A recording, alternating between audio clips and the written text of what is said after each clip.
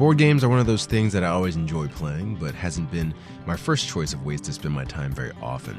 I'll go play a sport or watch a movie, read a book, or explore a new neighborhood before I play a board game. Part of the reason for that is my limited access to board games and people to play them with. Which brings me to my guest for this week. Todd Idashkin came by the studios to talk about Top Shelf Games, the board game design company he founded. They regularly host board game nights throughout Taipei, and he's currently finishing up designing his first board game. Todd is making it easier for people like me, and perhaps you too, to have access to both board games and a group of people to play them with. So without further ado,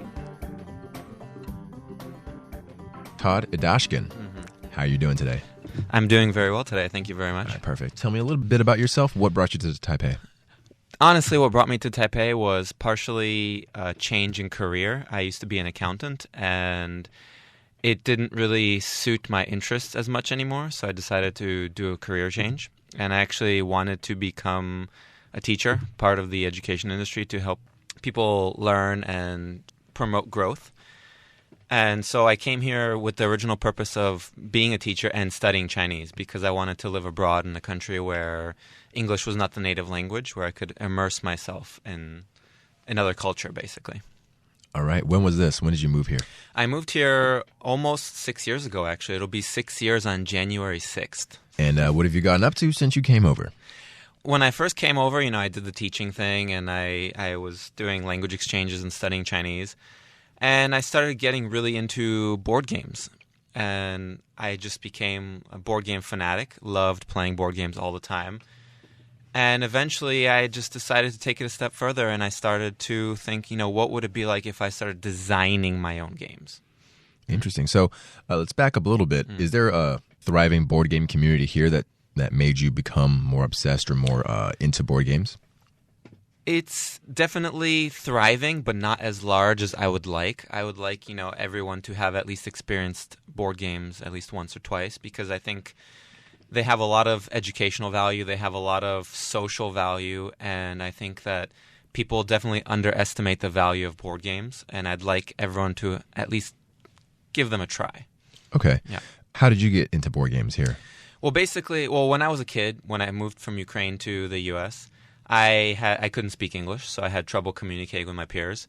So the board game that I used back then was chess, because in Eastern Europe, chess was a big thing. And so that's the way I made my first friends. So when I first came here, I'm like, okay, I'm having trouble meeting people. In the States, especially in California, if you want to say hi to someone, you just go up to them on the street and be like, hey, man, what's up? And here you do that and you're pretty crazy. Yeah, they look at you kind of weird maybe. Exactly. So I decided to do what I did when I was a kid and just find a community of gamers and just settle in with them, practice Chinese with them, consistently meet up with them, and just create a bond over gaming. So you designing games, you created a company called Top Shelf Games. Tell me about how that came to be. Well, basically, after a few years of playing games, I decided that I wanted to create something myself to give to people so that they can play and enjoy. And it's kind of along the lines of the educational thing, where I wanted to teach people something, not really preach, but just show people something new. And board games do this really well. They push topics that people don't really know so much about, and you learn things as you play. And so our first game is actually Wildlife Preserve. It's about African wildlife. So I decided, I want to create my own game, and it would be easier to market, sell, and promote if I had a company behind it. So that was the original intent behind Top Shelf Games. Okay, so walk me through the process of starting that company. What were the first steps? How did you get it off the ground? Well, the first steps were I had to figure out how to incorporate in Taiwan. I had to figure out all the Chinese necessary to communicate with the government agencies. And you either need a lawyer or you need an accountant to help you register. And obviously there's a fee, and they help you take care of that. But basically it's not as difficult as people think. You can really just, if you have a good lawyer or a good accountant, you just have them register you, and it just takes time. Cool. And when did you start Top Shelf Games company? I started Top Shelf Games about a year ago. A year ago? It'll be a year this month, at the end of this month. Okay. And how's business? Business is doing pretty well. We are right now still finishing up our game, so our game is not quite finished yet. But our events are doing pretty well. In the beginning, it was off to a slow start, and it was a tough beginning. But now all of our events just cap out almost within weeks. So tell me about the events. Okay. Well, we do a bunch of different kinds of events. We do free events for language exchange where people just come in and play and talk. And those events usually just have like a minimum charge of, whatever the bar or the cafe, one cup of tea. We also do events like Christmas dinner, Thanksgiving. We just finished our Thanksgiving dinner and we capped out at 52 people. So that was super successful. Our Christmas dinner, we posted the event last night and we're capping at 30 and we're at 17 already. So things are going pretty well with the events. So there seems to be a lot of enthusiasm for board games and the events that Top Shelf holds. What's been the most popular board game that you guys have played so far? Well, I would have to say that in Taiwan, the most popular board game is definitely Avalon. And a lot of my foreign friends tend to like it too. The only catch is you have to play in a specific language. So it's perfect to get you to practice the target language that you're trying to learn. So if we're playing in Chinese, you have to speak Chinese. Otherwise, you're not going to win the game. So in Taiwan, the most popular game is in and of itself a tool to help learn another language. Would you say that that's very indicative of how Taiwanese people approach board games? I would say not necessarily. I would say it's just a positive benefit. It helps Taiwanese people because they tend to be a little bit more timid and not whenever they see a foreigner, they tend to get a little scared and they start overthinking things. They start thinking, oh my God, my English is not so good. Oh my God, what if he tries to talk to me? What do I do? What do I say? I can't hold a conversation with them.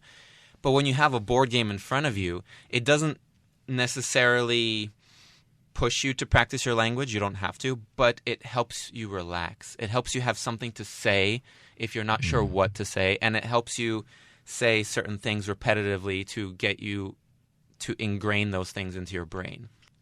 What's the breakdown of the community that goes to your events, like in terms of percentages, foreigner versus local? Our original intent was to keep it half-half, and originally it was mostly foreigners. But now that many more Taiwanese people are starting to come, it's slowly, leaning toward the Taiwanese. Slowly evening out. It's already been pretty even. And now it's starting to slowly lean toward more Taiwanese people. We still have many foreigners, but because our events get so big sometimes, I would say there are more Taiwanese people now than foreigners, but definitely still around half-half. Do you hold an event once a month or? We hold many events once a month. Originally, our intent was to hold one event once a month. And then they became more popular. And so I decided, hey, okay, let's do 2 events a month. And then 3 events a month. And now it's 5 events a month. We have events at the local every 4th Thursday. And then we have events at Central Park Cafe, which is a cool Friends-themed cafe, also every 4 Thursdays. So it just cycles every 4 Thursdays. I usually do board games at the bar at the beginning of every month. And at the end of a month, I usually do a paid event where it's like a beer tasting, a wine tasting, a Christmas dinner, a Chinese New Year event, stuff like that. And what was my question? So it's only in Taipei currently. Are there any thoughts about expanding to even like maybe Taoyuan or maybe even further down south? There are thoughts of expanding there. The only issue is right now I use my personal board games. I have a collection of over 100 board games. My goodness. Yeah. That's awesome, man. Yeah, thanks. Yeah. So for me to be able to reach the destination conveniently is a big deal. So potentially there's a possibility, with the high-speed rail. So I could do, Hsinchu board games. I could do Taichung board games. I could even do Kaohsiung board games if there is a demand. So I guess what I'm saying is if there eventually becomes a demand, I would definitely, or I would find someone to help me host there down south. Yeah, or at least with the logistics. Exactly. How many people work at Top Shelf Games? Right now, currently, full-time, it's just me. So I do all the planning, I do all the design, except for the art, of course.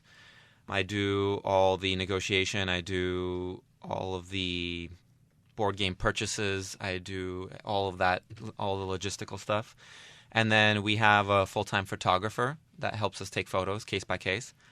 And then we have 2 graphic designers that are also case by case. So full-time, actually, it's only me.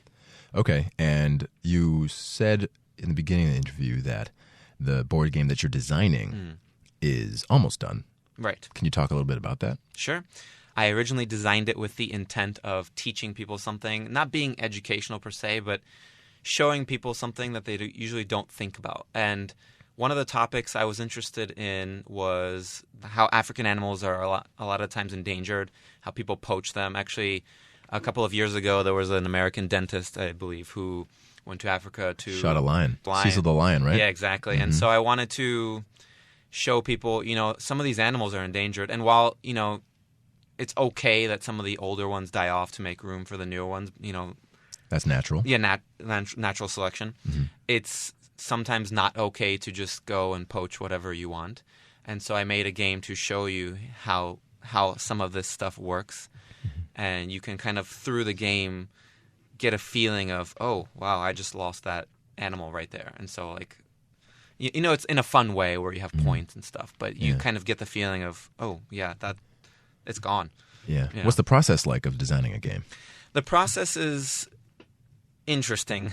First, you come up with the idea, and then that's actually not the hardest part. The idea is interesting because you're passionate about it, and you're like, oh, I really want to make a game about this. I would think the hardest part is just figuring out, like, I guess, the rules of the game. Exactly.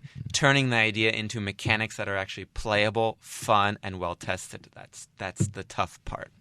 So you take the idea and you say, how can I actually play this game? And so basically what I do is I think about all the mechanics that exist now. What would fit this theme best? And then I start taking, all the tools I have in my workshop, like, any sort of like crates or paper, and I start cutting it out. I start designing it, and I start laying it out and thinking, okay, if I do it this way, is it going to work? Is this going to be awkward? Are people going to enjoy looking at this? Is it too fiddly, too many pieces, etc.?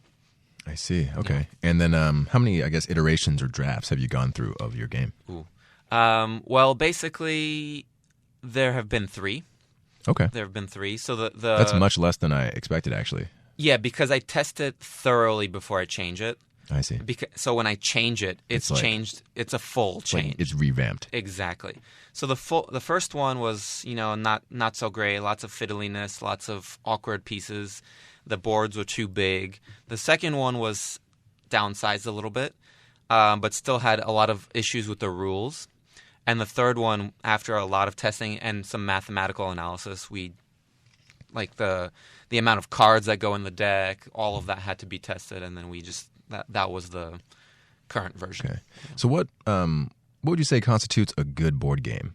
Do you look at how the flow of the gameplay, or like how easy it is to play, or if the rules make sense? I wouldn't say that the ease would make it a good board game or not, because it depends really on the player. Some players like the more complicated, in like deep board games, and some people like the easy, fun, interactive board games. I would say that a good board game forces you to interact with your opponents. And not necessarily opponents. I say opponents, but I mean players, other players, because there are many cooperative games. So I would say a good board game will let you interact with your fellow players. I would say a good board game is easy to learn, hard to master, lots of replayability. And I would say a good board game leaves you learning something, like provides you with something that you can take away with that. Excellent. So what's your favorite board game to play? Ooh, my favorite board game? Currently or all time? I actually like... You have over 100 to choose from. Exactly. My favorite board game right now is Evolution, which is kind of along the lines of my own board game. So basically in Evolution, what you do is you have your own species, and you get species evolution traits. And you could use those traits to either evolve the body size or the population of these species, or you can use those traits to give the species that specific trait. And I love this game because it shows you in an easy way how species evolve and how competition in wildlife works. And so it shows you how kind of nature works on a much shorter timeline, basically, like a much faster timeline. Okay, and it fits all of the parameters that you just said a good board game should have. Exactly. Easy to learn, hard to master, and it leaves you learning like, oh, wow, so if I have a long neck, I can reach this food first before you, etc. So it's a great game in my opinion, yeah. What are the local board games like here in Taiwan? The local board games tend to focus on hidden roles. And by hidden role, I mean you get a specific card with a role on it where you are X person, you are Y person, and this is your ability or power. And everyone has a specific card, specific ability that they can do, and no one else knows what they are. And so there's a lot of discussion involved, a lot of talking involved, and a lot of trying to figure out who each other is. And so it's a lot of deduction. So a lot of local players like deduction games like Fengshen and Avalon and Bang, the dice game. And are you exporting Taiwanese games to the rest of the world? No, we are not. We are currently a design team. I see. So we do the design aspect.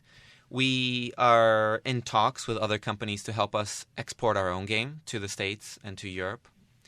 But we prefer to do the design and hosting aspect of board games because that's where my passion really lies. I'm not a salesman.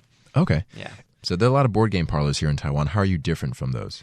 Actually, I think we're very different from those. While I love board game parlors, the ambiance is totally different. So, for example, if you were to go to a board game cafe or parlor, you would go with a couple of friends, you would sit at a table, and you would play together. Am I right? Yes. Yeah. But at our events, it's totally different. You come alone, and you play with new people. You meet new people. I'm the host, so I push you to sit down and meet this person and kind of like make a new friend. So it's more about social networking, meeting new people, enjoying the company of new people, and kind of expanding your friendship circle, whereas a board game cafe is going with a couple of your own friends and just sitting there and enjoying time together, basically. Yeah, so the board game cafe is more just getting access to board games. Exactly. Whereas your event is getting access to people and board games. Exactly. A lot more, in my opinion. While I love both, I think what we do is a lot different than what they do. So you lived here for 6 years. Mm-hmm. What is your impression of the board game community? Has it grown? Has it just always been there and it's been the same? I think, in my opinion, it's grown. For example, I mean, as you can see with our events, in the beginning, it was just my close friends, and we would play in my basement. And then we thought, hey, why don't we combine this with drinking at a bar? And so we moved it to a bar, and then new people started coming in, or people just that frequent the bar, they see us, and they're like, oh, cool, you guys want to stay for board games? And they're like, yeah, hell yeah, let's do that. And so our events have grown, and so I can see that personally, how, it's grown from maybe 10 people to our last rooftop barbecue was over 100 people. Wow. And of course, not everyone is there to play, and not everyone wants to play all day. Everyone's intent when they come to our event is different. Some people come to just watch. Some people like to watch. Some people like to play 1 or 2 games, have a bite, and then relax and talk. Some people like to play for 8 hours straight. So really, our events are really flexible. It's free. You can come, do what you want, play what you want, and if you need any help, you just come talk to me. I help organize you. I help find you someone to play with, a game to play. I teach the games. So I take care of all of that stuff. Wow. Yeah. That's really cool. So what's in the future for Top Shelf Games other than publishing your game? I think, well, in the future, we definitely want to publish as many interesting games as possible, and we want to take our time with them. So we usually spend I would say it takes about a year to 2 to publish a game that you think is ready. Because there's a lot of testing involved. Also, I want to open up a Top Shelf Games workshop, like a kind of like a community, like a brain community, where you can come and you can use the room you can use one of our games to kind of do your own little event. You can attend a Top Shelf Games event. You can just come and play casually with friends. You can have a corporate event there, etc. So that's in the future of Top Shelf. So kind of you want your own space. Exactly. Okay. Creative space, yeah. Okay. And is there anything that you want to talk about that I haven't brought up? Basically, I want to change people's perceptions of gaming, because a lot of people think that gaming is nerdy and they're not willing to try it. But what I find is that a lot of people, after they've tried a board game, they start loving it and they get hooked and they want to play more. And so I think I want to break that kind of barrier of entry where you think, oh, board games, that's kind of nerdy. Let's go party. And I want to provide something for people to do that's social and has an impact on their lives, aside from going to a club or bar and getting drunk. And, you can have a drink at our events, but our events they're not like that. So when you come to our events, you kind of have a feel of like, oh, okay, interesting. This is a very personal, warm feeling. It's almost like having a holiday with friends, like getting together with friends and having a few drinks. You're not going there with the intent of like picking someone up, where sometimes that happens. Of course, you meet people, but you're not going there with that intent specifically. You're going there for a relaxed time to meet new friends, have a good time. It's getting together, having an adult time with some board games. And actually, I also another thing I want to do is I want to break down that kind of awkwardness and barrier between foreigners and locals, whereas some locals will think, oh my God, foreigners, they just want to go to a bar, get drunk, and like, hook up or something. And foreigners think, well, I can't really speak Chinese, and locals don't really like to do the things that I do, so, it's better that I just stay in my local community. So I feel like a lot of locals, when they come here, like when their friends move back, they get a little lonely. And I experienced that myself at some point. So I think it's really important to make local friends and for locals to understand foreigners a little bit more, expats a little bit more. And so I also want to break down that kind of cultural barrier. And I think board games is perfect to do that because people are relaxed. You don't have to drink so much. You can kind of have quality time with people who you're playing with. Yeah, it gives you something to interact over. Exactly. Yeah. Exactly. Very cool, man. Thanks for coming in, Todd. Yeah, thank you very much. Thank you for having me. Thank you for having me. Pure aspirations from Todd, who took a hobby, or more accurately, an obsession, if you have like 100 board games, you're really going hard, who took an obsession and carved out a space for enthusiasts and the mildly curious to come together to have fun. I hope learning about top shelf games gives you another option for things to do on the weekends, and if you're outside the Taipei area, look them up and let them know that you're interested in welcoming Todd and his 100 board games to your area. Thanks for listening to Taiwan Talk. I'm your host, Alex Lewis.